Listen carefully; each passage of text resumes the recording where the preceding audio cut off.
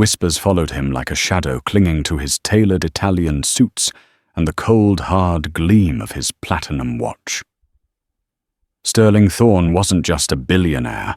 He was an enigma, a ghost haunting the most expensive table at the city's most exclusive restaurant.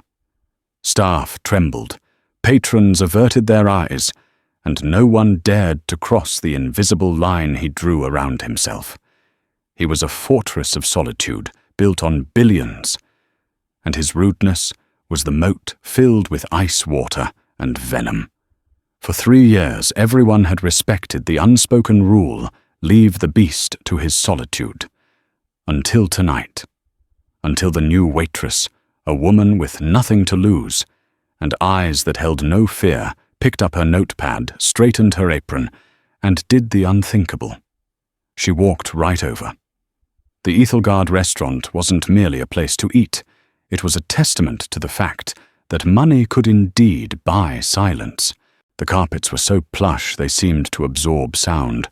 The distance between tables was measured in yards, not feet, and the lighting was a soft, forgiving gold that made everyone look like they belonged on the cover of a magazine.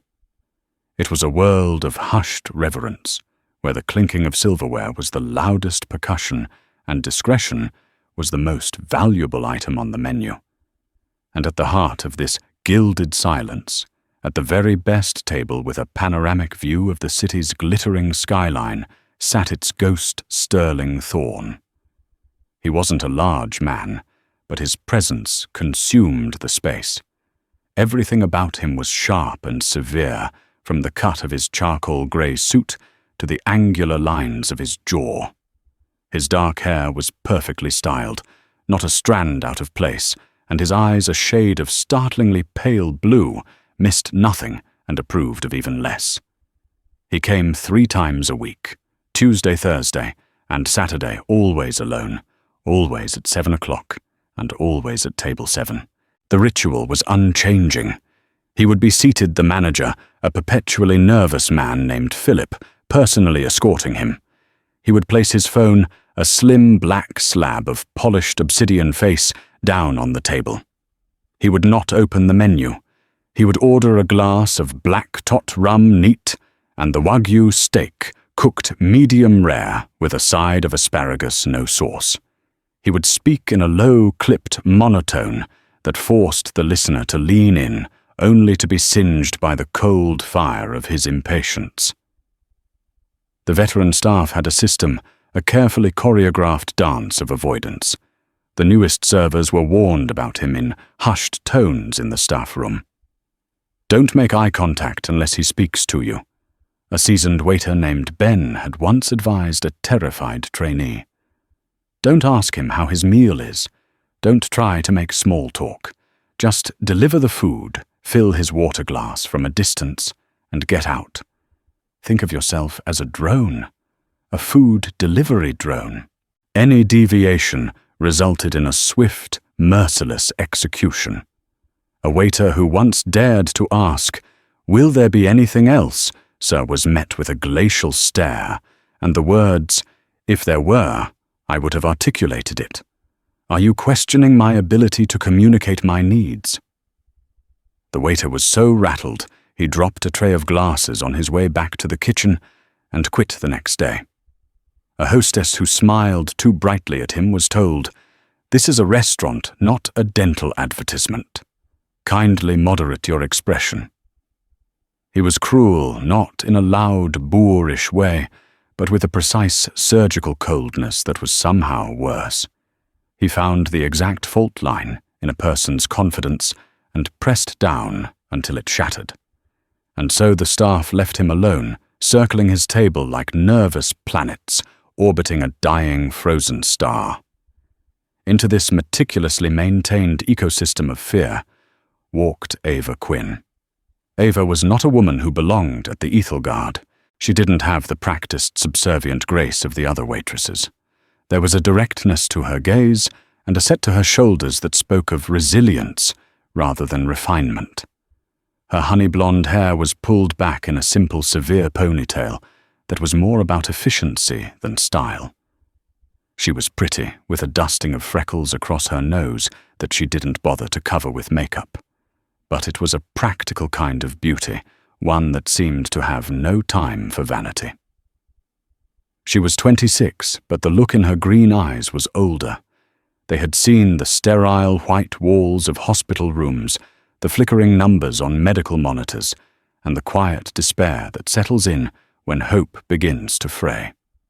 Ava had been 2 semesters away from finishing her nursing degree when her younger brother Sam had been diagnosed with a rare, degenerative muscular disorder. The medical bills had piled up into a mountain of debt, so high it blotted out the sun. Her scholarships had evaporated, her part-time job wasn't enough, and her dreams had been packed away in a box and stored in the attic of her mind, labeled for later. Working at the Ethelgard was a lifeline. The tips, even after a generous split, were more than she could make anywhere else. It was her first week, and she had proven to be a quick study, unflappable, efficient and professional. She learned the wine pairings, memorized the specials, and navigated the politics of the kitchen with a calm that unnerved the more melodramatic staff members. On this particular Tuesday, the designated server for Table 7, a young man named Kevin, had come down with a sudden violent case of what the staff called Thornitis. His hands were shaking so badly he couldn't hold a pen. "I can't do it, Philip," he whispered, his face pale. "Last week, he said my shoes squeaked, and it was sonically offensive. I bought new shoes, and now I'm scared these are too quiet." "I can't." Philip, the manager, looked around the room, his eyes pleading. They scanned over the veteran waiters, all of whom suddenly found fascinating points of interest on the ceiling or inside their order pads. His gaze finally landed on Ava, who was calmly polishing wine glasses behind the bar. "Ava," Philip said, his voice low and desperate. "I need a favor. A big one." She looked up, her expression neutral. "What's the favor, Philip?" He gestured with his head towards the corner table, where Sterling Thorne sat like a king surveying a kingdom he despised. "Table 7. Ben, the waiter who had given the drone speech, audibly winced. "Don't do it to her, Philip. It's her first week." "Everyone else has refused," Philip hissed. "I can't take the table myself. I have to greet the mayor's party. She's the only one." His voice trailed off. He looked at Ava. "Just the basics. Rum, steak, asparagus. No questions, no smiling, no personality. Can you do that?" Ava looked over at the man at Table 7. She saw the expensive suit, the perfect hair, the aura of untouchable wealth. But she also saw something else. She saw the rigid set of his shoulders, the way his hand rested on the table, but didn't seem to be resting at all, coiled with a nervous energy. She saw the profound, crushing loneliness of the man. It was a look she recognized. She'd seen it in the faces of patients, in long-term care people who used bitterness as a shield because it was the only thing they had left to hold. Most people saw a beast. Ava saw a man in a cage of his own making. She finished polishing the glass in her hand, placed it carefully on the rack, and untied her apron, smoothing it out before tying it again in a neat, crisp knot. It was a small centering gesture, one she used to do before entering Sam's hospital room. "Rum steak, asparagus," she repeated, her voice even. "I can do that." Ben let out a breath he seemed to have been holding for a minute. "Good luck," he mouthed silently, giving her a look of profound pity. Philip nodded, a wave of relief washing over his face. "Thank you, Ava. Just be careful." Ava picked up her notepad and a pen, even though she knew she wouldn't need them. She took a deep, steadying breath, not of fear, but of focus. Fear was watching your brother struggle to lift a spoon to his mouth. Fear was the phone ringing at 3 a.m. from a hospital number.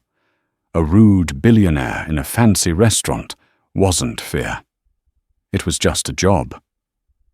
As she began the long walk across the sound-absorbing carpet, a hush fell over the staff who were watching. It was like watching a nature documentary, where the plucky, unknowing creature wanders into the predator's territory. They held their breath, waiting for the inevitable brutal takedown. But Ava didn't falter. Her steps were even and sure. She didn't look at the floor or the ceiling.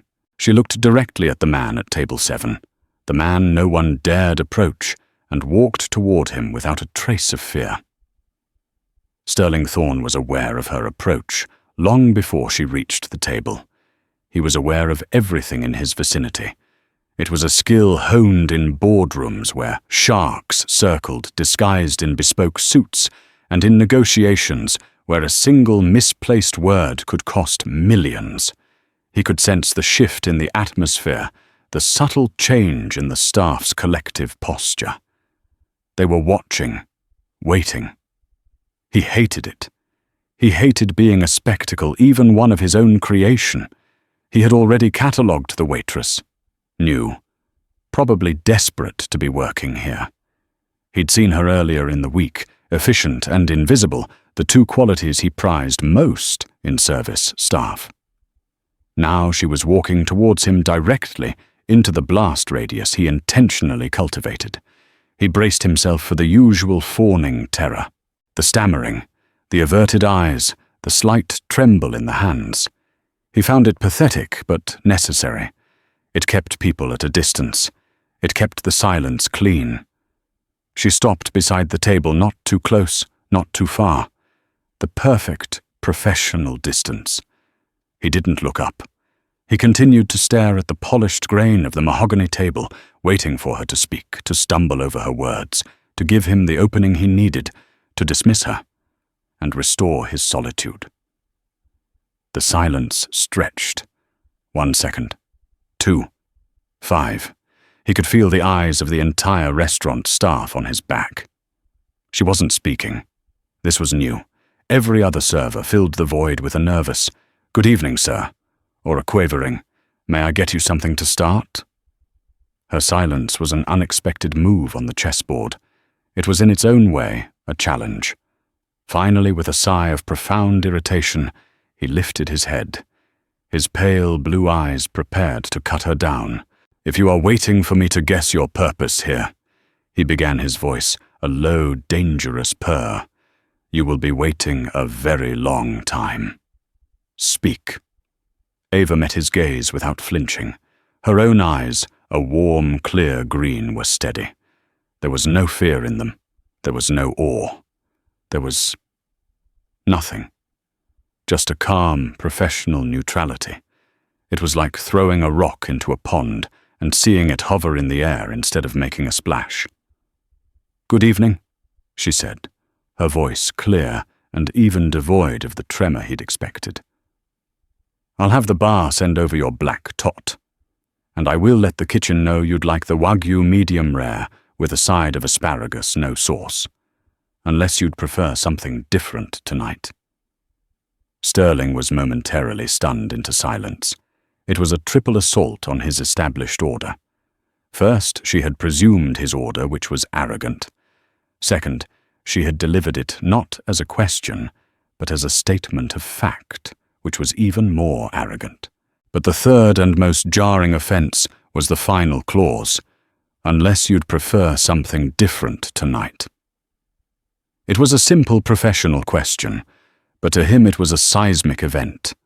No one had asked him if he wanted something different in 3 years. They assumed. They obeyed. They treated him like a complicated piece of machinery whose settings were not to be touched. This woman, this new waitress, had just walked up and asked if he wanted to change a setting. The audacity was breathtaking. He narrowed his eyes. "And what prompted you to make such a wild assumption about my preferences?" He expected her to stammer, to apologize, to backpedal. She did none of those things. "You've ordered the same meal every Tuesday, Thursday, and Saturday for the last 3 years, she stated simply, as if reciting a fact from a textbook. It seemed a reasonable starting point, However, chefs sometimes create specials that are exceptional, and people's tastes can change. I thought it was my job to ask. Her logic was flawless. It was also infuriating. She was treating him not as a monster to be appeased, but as a customer to be served. She was doing her job and doing it well, and in doing so, she was dismantling the very fortress he had so carefully constructed. He felt an unfamiliar flicker of something, not anger exactly, but a sharp, biting curiosity. He decided to press her to find the crack in her composure. "You've been here a week.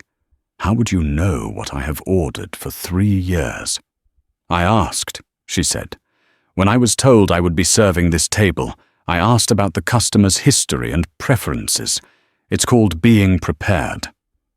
Again, the infuriatingly simple professional logic. She was turning his own weapon's precision preparation logic against him. "And it did not occur to you," he said, leaning forward slightly, lowering his voice to a conspiratorial and threatening hush, "that I might value consistency above all else, that I come here precisely because I do not want to be asked questions, that I find the intrusion unwelcome." He watched her closely, looking for the tell. A slight widening of the eyes, a catch in her breath, the nervous swallow.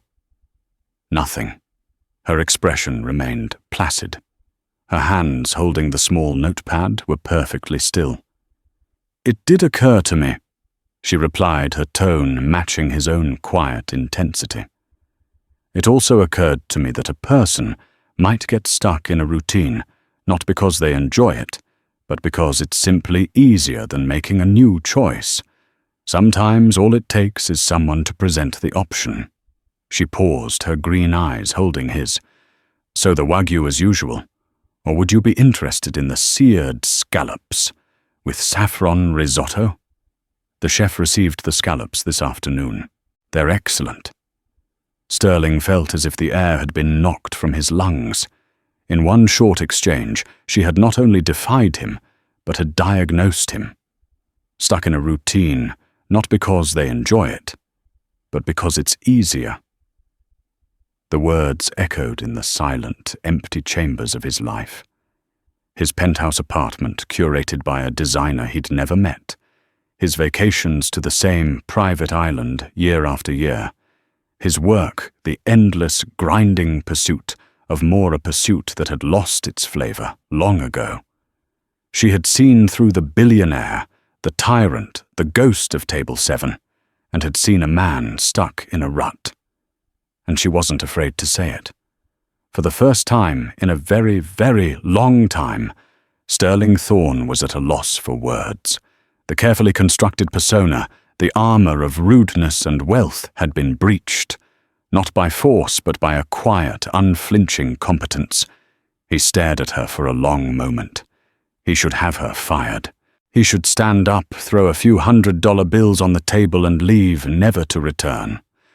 That was what the old Sterling would do. That was what his reputation demanded.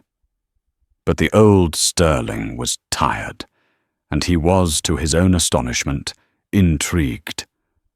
He leaned back in his chair, the tension in his shoulders releasing by a fraction of an inch. A small, almost imperceptible shift. "The scallops." He said the words, feeling foreign in his mouth. "Bring me the scallops." Ava gave a single brief nod. "Excellent choice," she said, her voice holding no hint of triumph. She turned and walked away with the same measured, confident pace she'd used to approach him. The entire staff, who had been watching the exchange with the intensity of a Wimbledon final, collectively exhaled. Ben the waiter looked at Philip the manager with wide, disbelieving eyes. Philip just shook his head, a look of stunned amazement on his face. Sterling Thorne watched her go. He picked up his phone, then put it back down. For the first time in years, the glittering city skyline outside the window seemed less interesting than the person who had just taken his order. He didn't know her name. He didn't know anything about her. But he knew one thing for certain: his routine had just been irrevocably broken. and he wasn't sure if he was furious or grateful. The story of the waitress who tamed Thorne spread through the Ethelgard's staff like wildfire. Ava became a creature of myth. They spoke of her in hushed, reverent tones. She had not only survived the encounter, she had emerged victorious, having done the impossible.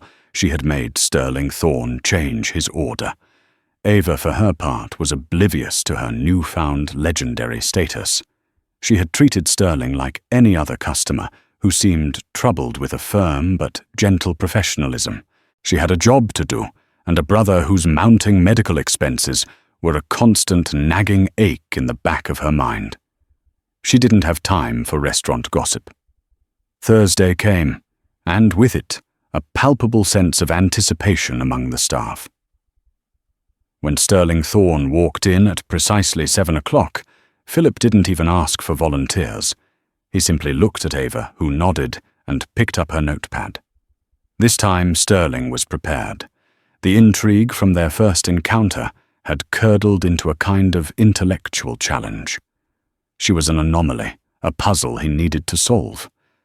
Was her fearlessness genuine, or a well-rehearsed act he had decided to find out? He would test her, push her, find the breaking point he was certain had to exist. When Ava arrived at his table, he didn't wait for her to speak. "The wine list," he commanded, his voice sharp. The Ethelgard's wine list was not a list. It was a tome, a leather-bound book nearly 3 inches thick, detailing over 2,000 selections, with prices ranging from a modest $100 a bottle to figures that could purchase a luxury car.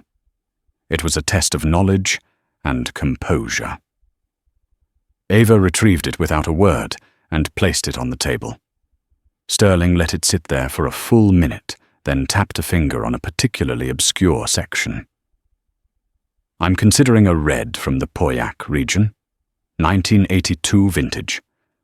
I want you to describe to me, without hyperbole, the tasting notes of the Chateau Latour versus the Chateau Mouton Rothschild of that year, and explain which you would recommend to pair with the venison loin." It was a ridiculously difficult, deliberately pretentious question. It was designed to humiliate her, to force her to admit ignorance, and summon the sommelier, proving she was out of her depth. The listening staff cringed in second-hand embarrassment. Ava didn't even blink.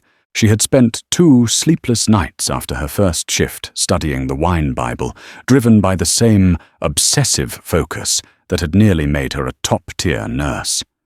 She had anticipated he might test her. "Of course," she said calmly.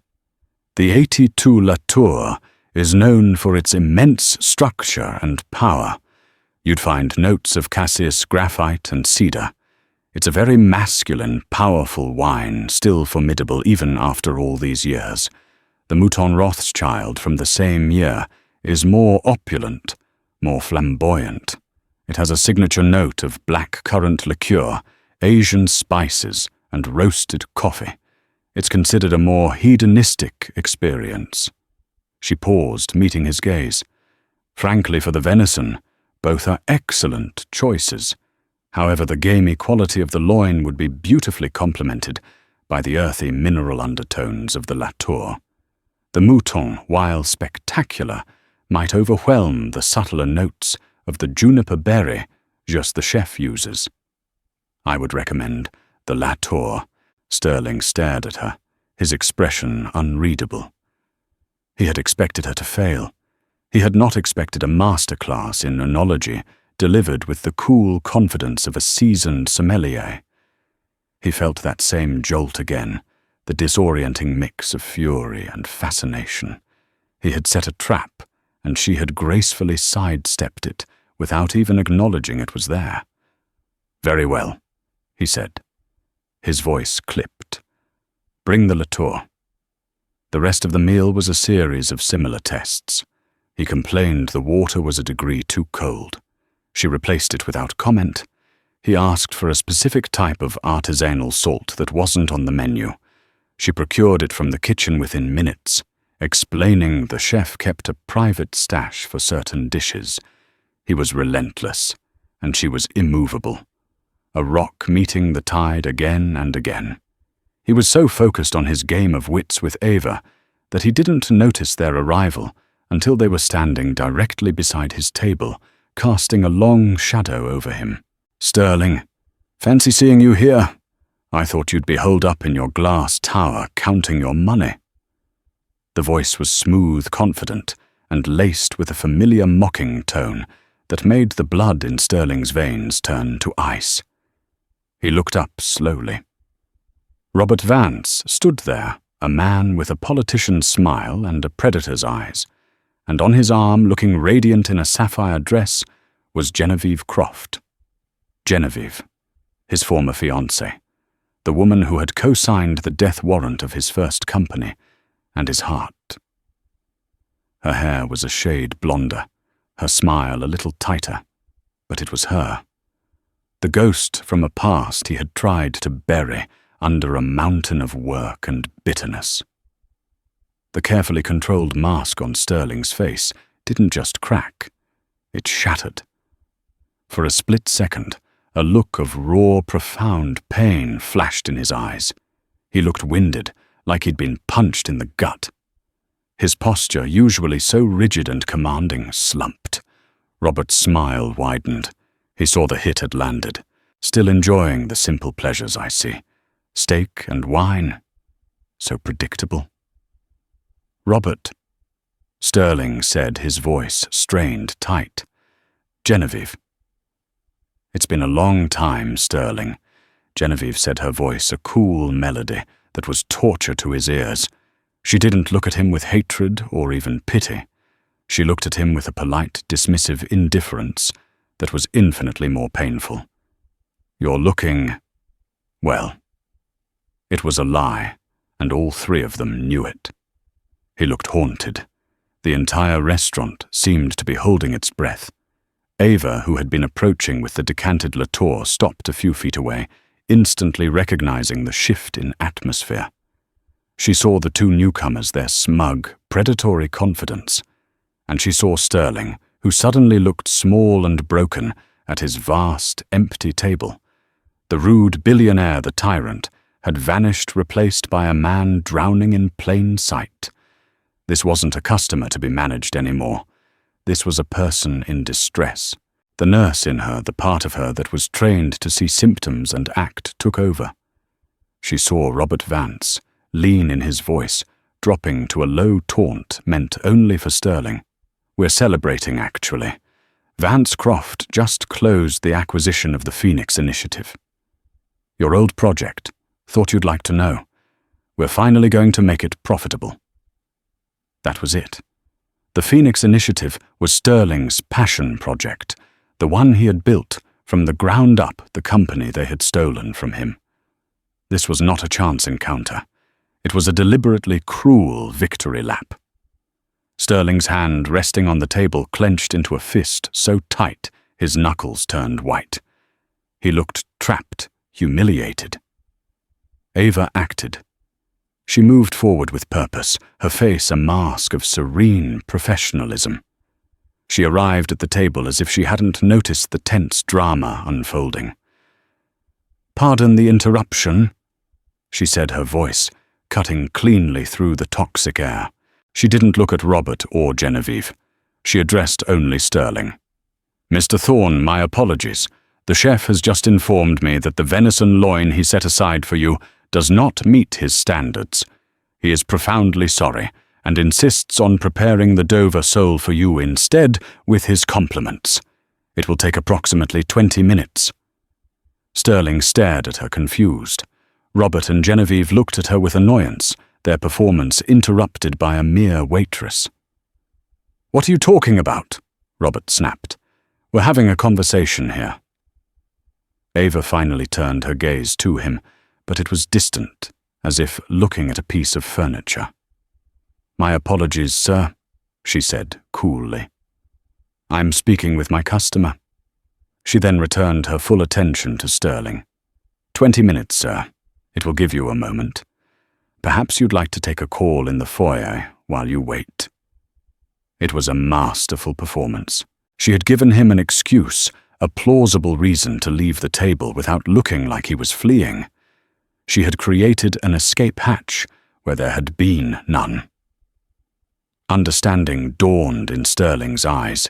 He looked at her, and for the first time he saw not an anomaly or a puzzle, but an ally, a lifeline. He rose slowly from his chair, his composure returning piece by piece. He straightened his suit jacket. "An unfortunate development with the venison?" he said, his voice regaining its steady, cold timbre. He looked past Robert and Genevieve, as if they were invisible. "But the chef's standards are, of course, paramount. Thank you," he said directly to Ava, "for your diligence." He then turned, and without another glance at the two people who had just tried to ruin him, he walked away from the table, his back straight, his dignity intact. He wasn't fleeing. He was a discerning customer, inconvenienced by a kitchen error. Genevieve looked momentarily flustered, her perfectly staged scene ruined. Robert Vance shot Ava a look of pure venom. "You did that on purpose," he hissed. Ava met his glare with the same unflinching calm she had shown Sterling. "I don't know what you mean, sir," she said. "I was doing my job." She then proceeded to clear the unused wine glasses from the table, moving with a deliberate, unhurried grace, a silent dismissal more powerful than any words. Defeated Robert and Genevieve had no choice but to turn and walk away, their moment of triumph soured. Ava stood alone at table 7. She knew there was nothing wrong with the venison. She knew she had just lied to a billionaire and stood up to 2 of his tormentors. She had crossed a line, a very dangerous one. She wasn't just a waitress anymore. She had intervened. And she had a feeling that nothing from this point forward would ever be simple again. Sterling didn't return to his table. Ava knew he wouldn't. The Dover Soul Gambit had been a life raft, and he had used it to get to shore. She half expected to be fired on the spot. Philip, the manager, approached her after the commotion had died down his face, a mixture of terror and awe. "Ava," he whispered. "What was that?" "Customer service," she replied, simply stacking the plates. He stared at her for a moment, then seemed to decide that ignorance was the safest course of action. "Right. Well, carry on." The rest of her shift was quiet. At 11 p.m., she clocked out her body aching from being on her feet for 10 hours. The adrenaline from the confrontation had faded, replaced by a familiar, weary anxiety about her brother Sam and the ever-growing stack of bills on her small kitchen table. She had likely saved a billionaire's pride, but it wouldn't pay for Sam's next round of physical therapy. She stepped out of the restaurant's grand entrance into the side alley where the staff exited. The city night was cool and damp, a fine mist slicking the pavement and blurring the streetlights into hazy coronas. She pulled her thin jacket tighter and began the walk to the bus stop. A long black car was parked halfway down the alley, its engine purring so quietly it was almost inaudible. It was a Bentley sleek and silent as a panther. It seemed out of place in the gritty alley, surrounded by overflowing dumpsters and graffiti-scarred brick walls. As she passed it, the tinted rear window glided down. "Get in." The voice was low and unmistakable. Sterling Thorne sat in the back, the dim light from the dashboard illuminating the sharp planes of his face. He wasn't looking at her, but staring straight ahead out the front windshield. Ava stopped, but didn't move towards the car. "I'm sorry. Get in the car, please." He said the please, sounding like it had been begrudgingly added. "It's starting to rain." She hesitated. Getting into a car with a man like Sterling Thorne in a dark alley was not a wise decision by any metric, but her curiosity and a strange sense of unfinished business won out over her caution. She walked to the car and slid into the plush leather seat opposite him. The door closed with a heavy, satisfying thud, sealing them in a world of quiet luxury.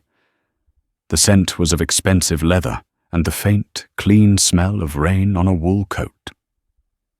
They sat in silence for a moment. The rain began to fall harder, streaking down the windows and isolating them further from the outside world. "There was nothing wrong with the venison, was there?" he stated. It wasn't a question. "No," Ava said. "There wasn't. You lied. I provided you with an exit from an untenable situation," she countered, her voice even. It seemed like the most effective course of action. He turned his head slowly to look at her. His pale blue eyes were intense, searching. The coldness was still there, but it was tempered with something else now, something raw and uncertain. "Why?" It was a simple question, but it held the weight of the entire evening. "Why did you help me? Why didn't you let me drown?" Ava thought for a moment, choosing her words carefully. "My job is to ensure the customers at the Ethelgard have the best possible experience. Your experience was being compromised. I intervened. That's a lie, too," he said, his voice softer now. "That was not customer service. That was something else. You saw I was in trouble and you helped me. Why?" Ava sighed a small puff of air. The professional mask was slipping, and she was too tired to hold it up. "Because I've seen that look before," she said quietly. "In hospitals. On people who have just been given bad news. A look that says the world has just been pulled out from under them. No one should have to go through that alone, especially not when they're being publicly cornered." His gaze didn't waver. He seemed to be processing her words, turning them over, and examining them. "Those people," he said. "Robert Vance and Genevieve Croft. They were my business partners. She was my fiancée. They stole my first company, a company I built from nothing with my own hands. The Phoenix Initiative. Tonight they came to tell me they were acquiring what was left of it. It was a message." He said it all in a flat monotone, as if reading a dry business report. But Ava could hear the deep, ancient pain beneath the words. The betrayal that had shaped him, that had frozen him into the man he was today. It explained everything. The rudeness, the isolation, the fear of being seen. He wasn't a beast. He was a man with a wound that had never been allowed to heal. "I'm sorry," she said, and she meant it. He gave a short, bitter laugh. "Don't be. Pity is useless. Action is not." He leaned forward slightly. "You are wasted at that restaurant. You're observant, you're quick-thinking, and you are, for reasons I cannot possibly fathom, completely unintimidated by me. You're just a man," she said simply. "A rude and complicated one, but a man nonetheless. I've dealt with worse." A flicker of a smile, so brief it was almost imaginary, touched his lips. "I have no doubt. I have a proposition for you, Ms."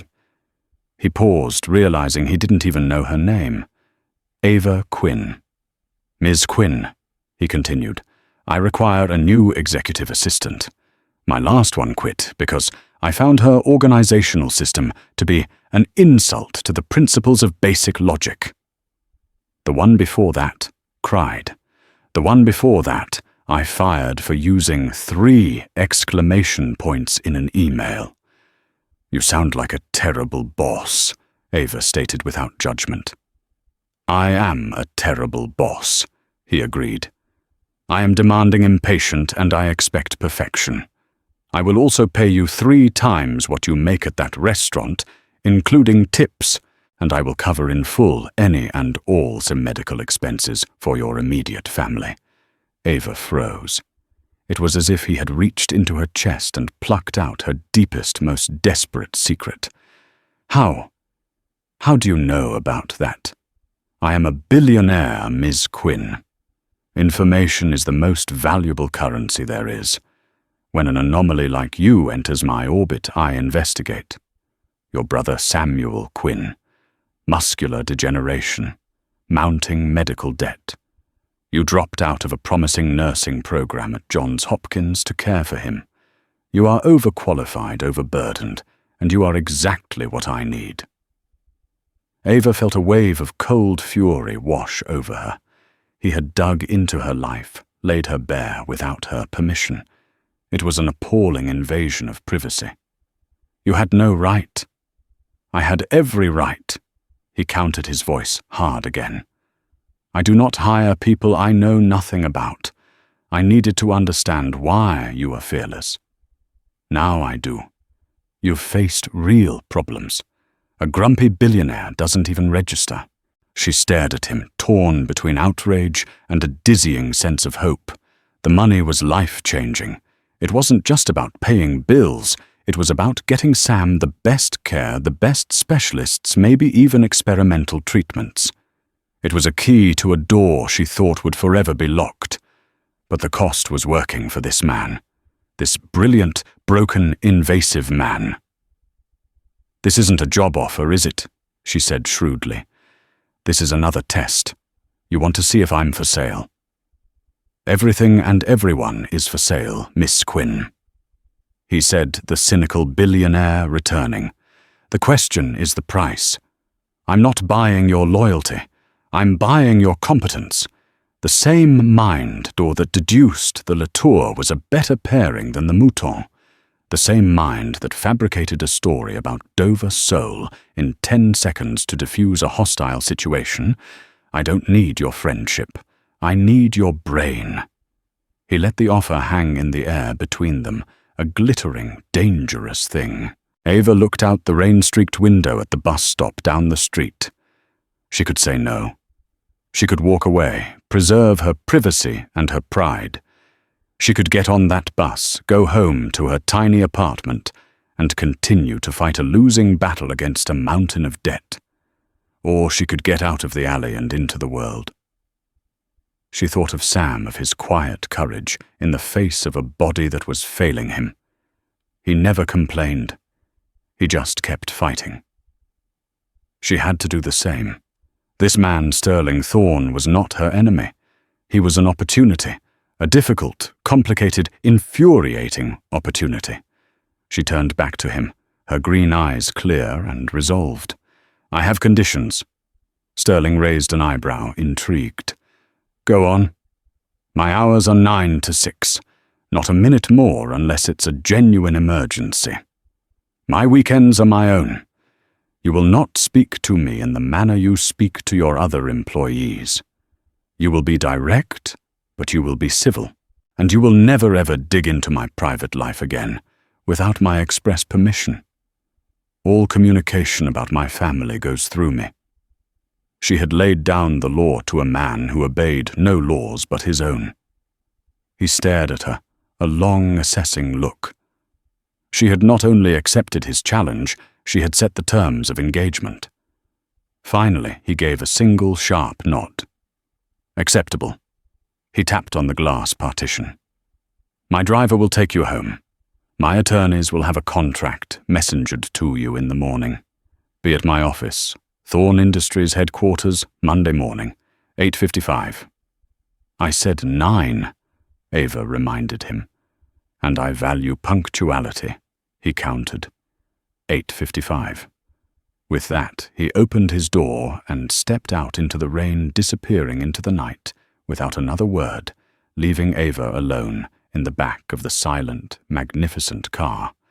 She watched him go, a solitary figure swallowed by the shadows of the city he owned. She had made a deal with the beast. Now she was about to walk into his lair. The headquarters of Thorne Industries was not a building. It was a statement. A shard of smoked glass and black steel that pierced the sky.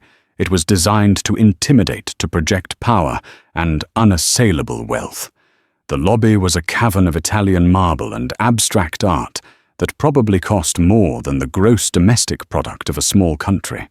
The silence here was different from the restaurants. It was the hum of immense, concentrated power. Ava, dressed in a simple but professional black dress she'd bought over the weekend with a cash advance Sterling had insisted on sending, felt a flutter of apprehension for the first time. This was his world. A world of high-stakes finance, corporate espionage, and ruthless ambition. It made a rude customer at a restaurant seem like a walk in the park. Her first day was a trial by fire. The outgoing assistant, a teary-eyed young woman who looked barely 20, gave her a 30-second handover that consisted mainly of, "He likes his coffee, black, his calls screened, and his bullshit filtered. Good luck." Then she practically ran out of the office. The office itself was an extension of Sterling. A vast, minimalist space with a desk that looked like a modern art installation and a floor-to-ceiling window offering a godlike view of the city. And it was a chaotic mess. Not a mess of clutter, but of information. Stacks of unread reports, piles of competing proposals, and a digital calendar so overbooked it looked like a glitch. He was a genius at making money, but a disaster at managing the mundane architecture of his own life. This, Ava realized, was her true purpose. He hadn't just hired an assistant. He had hired an architect to bring order to his chaos. She started small. She learned the phone system, a complex network of lines and priorities.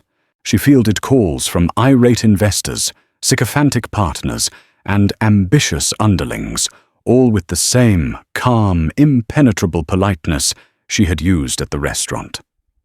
She learned to decipher Sterling's moods from the cadence of his footsteps. Quick and sharp meant he was focused. A slower, heavier tread meant a storm was brewing. Sterling watched her, testing her constantly. He would ask for a specific financial report from 3 years ago, expecting her to spend hours searching. She would have it on his desk in 5 minutes, having spent her first 2 days creating a new, intuitive digital filing system for his archives. He would mumble a half-formed idea for a new acquisition.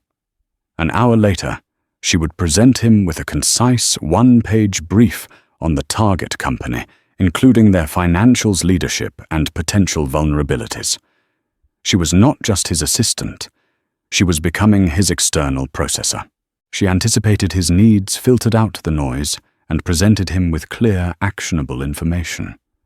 For the first time, Sterling felt the immense pressure of his own chaotic genius begin to ease. The background noise in his head, the constant grinding task of managing his own life, was fading, leaving him free to focus on what he did, best: strategy and innovation. Their interactions remained strictly professional, governed by the rules Ava had set in the car. He was direct, often blunt, but never cruel. He would say, "This report is insufficient. I need deeper analysis on market penetration. Not, are you incapable of basic analysis?" He respected their contract. A strange, quiet rhythm developed between them. A partnership built not on warmth, but on a shared foundation of competence and mutual respect. Ava, in turn, began to see the man behind the myth. She saw his relentless work ethic, his brilliant financial mind that could see patterns no one else could.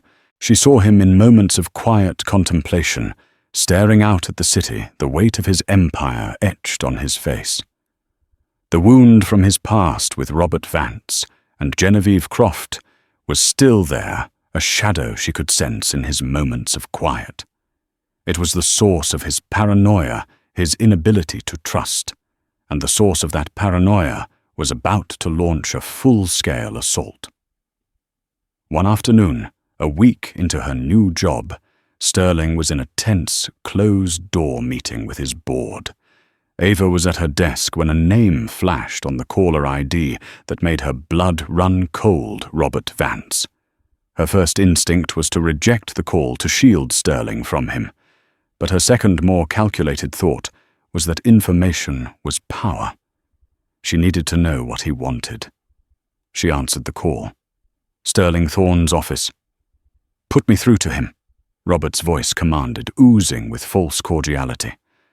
"I'm sorry, mister. "Thorne is in a meeting and cannot be disturbed." Ava replied, her voice perfectly neutral. "May I take a message?" There was a pause, then a chuckle. "Ah, you're the waitress. He really hired you. I'm impressed. You've got nerve, I'll give you that. Tell Sterling the offer is on the table. A friendly merger. He folds Thorne Industries into Vance Croft. He gets a generous payout and a seat on the board. A powerless seat, of course, but it will let him save face. The alternative is a hostile takeover. We have the proxies, we have the momentum, and we have an ace up our sleeve. This is his only chance to walk away with something other than humiliation." Ava's hand tightened on the receiver. A hostile takeover. It was the corporate equivalent of total war. "I will pass along your message, Mr. Vance," she said coolly. "You do that?" Robert said, his voice turning sharp. "And tell him to think about Genevieve. She's the public face of this deal.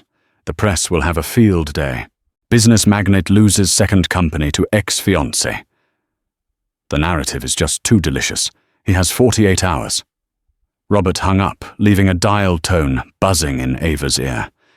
She felt a chill settle deep in her bones. This was not a business deal. It was a vendetta. They didn't just want his company, they wanted to destroy him publicly to finish the job they had started years ago. When Sterling emerged from his meeting, his face was grim. The board was getting nervous. Rumors of Vance Croft's maneuvering were already spooking investors. "What is it?" he asked, seeing the look on her face. Ava relayed Robert's message word for word, her voice steady and precise. As she spoke, she watched the color drain from Sterling's face. The mention of Genevieve of the public narrative was a poisoned dart, and it had hit its mark.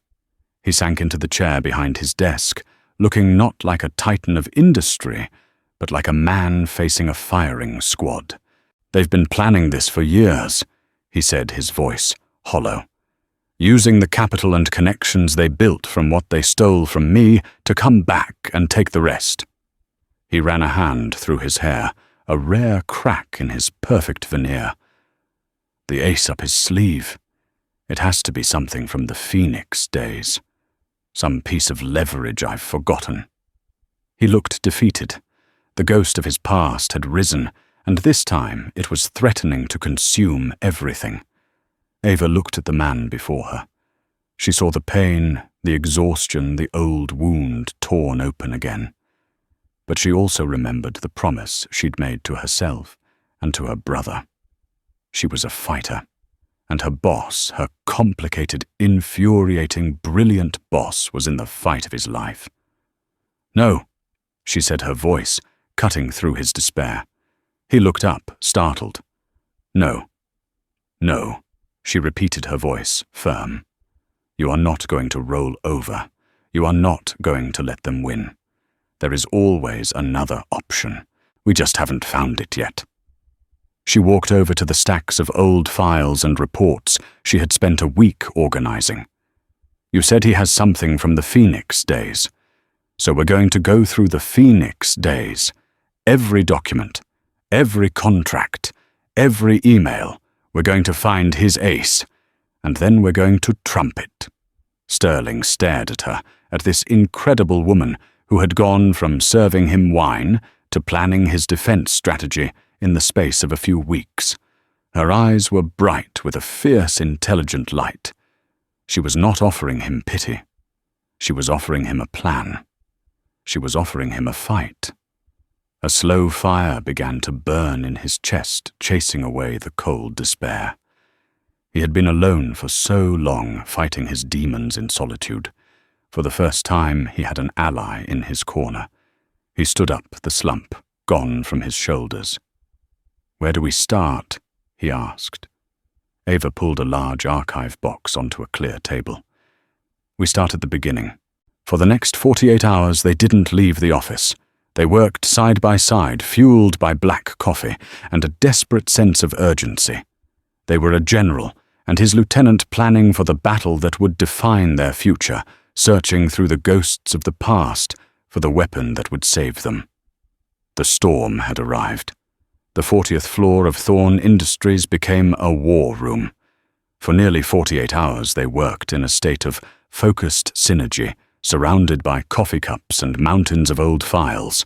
With the deadline looming, Sterling's resolve finally crumbled. "It's no use," he said, his voice rough with exhaustion. "Whatever he has, it's hidden too well. They've won." Ava, however, refused to accept defeat. "No," she insisted, her eyes bright with intensity. "Their arrogance is their weakness. They're so sure of their victory they've become sloppy." Her instincts drew her back to the very first box to the original partnership agreement for the Phoenix Initiative. Ignoring Sterling's protest that they'd already checked it, she laid the document on the desk and began reading it again, not as history, but as a weapon. Minutes later, her finger stopped on a sub-clause. "My God," she whispered. Section 7, Sub-Clause B, the Legacy Partner Clause. In the event of an acquisition of the company's core intellectual property, the exiting founding partner, you retains the first right of refusal to buy it back at its original valuation. The implication struck Sterling like lightning. Vance Croft's hostile takeover was an acquisition. The ace up their sleeve wasn't theirs. It was his. He could legally reclaim the foundational technology they had stolen from him for pennies, gutting their company from the inside out. Their elaborate trap had just sprung on them. Sterling's press conference was a masterclass in corporate warfare. Robert Vance and Genevieve Croft sat in the front row, smug and expectant. But instead of surrendering, Sterling calmly announced he was rejecting their offer and invoking his rights under the Legacy Partner Clause. He wasn't just surviving, he was taking back what was his. The shock on his rivals' faces as their empire crumbled around them was a victory sweeter than any financial report. A few weeks later, Sterling called Ava into his quiet office. "The board has approved a new position." He began, his tone formal, but his eyes warm. "Chief Operating Officer. Someone to run the operations of the entire company. Someone I trust implicitly. The job is yours if you want it." He paused. "Furthermore, a jet is on standby to take your brother to the best specialist in Switzerland next week. All his medical care is covered. For life." Tears pricked Ava's eyes. It was the end of a long, desperate fight. "Sterling, why?" she asked quietly. He looked at her, the last of the icy armor he wore around his heart, finally melting away. "Because you did something no one else ever dared to do," he said, his voice filled with an emotion she'd never heard before. "You walked over. You didn't just save my company, Ava. You saved me. It wasn't a fairy tale ending, but the start of a real partnership forged in crisis and built on courage. So what really happens when unwavering courage meets impenetrable solitude? The story of Ava Quinn and Sterling Thorne isn't just about a waitress taming a rude billionaire. It's a testament to something far more real and powerful. It's about how the deepest wounds, the ones that shape us into bitter, isolated versions of ourselves, can be healed not by grand gestures, but by the simple, profound act of one person daring to see another. Ava didn't just serve Sterling a meal. She served him a reflection of the man he could be free from the ghosts of his past. Theirs is a story of resilience, of unexpected alliances, and the quiet strength it takes to rewrite your own narrative. If this story of unexpected connection and resilience resonated with you, please show your support by hitting that like button, sharing it with someone who appreciates a story with depth, and be sure to subscribe for more tales that prove the strongest walls can be broken down by the quietest courage. Let us know in the comments, what do you think was the real turning point for Sterling? We love reading your insights. Thank you for listening.